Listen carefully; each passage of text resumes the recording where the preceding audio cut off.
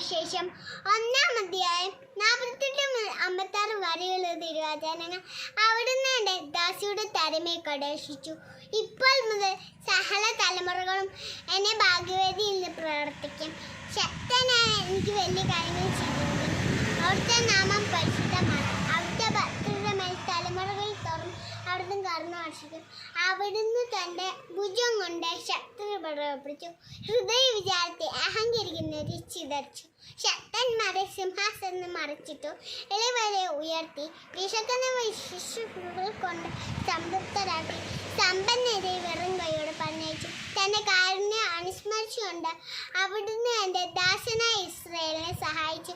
നമ്മുടെ പിതാക്കന്മാരായ അബ്രഹത്തോടും അവൻ്റെ സന്തതികളോടും എന്നേക്കുമായി ചെയ്ത വാഗ്ദാനം അനുസരിച്ചാണ് മറിയം അവളുടെ കൂടെ 3 മാസത്തോളം താമസിച്ചു. പിന്നെ വീട്ടിലേക്ക് മടങ്ങി.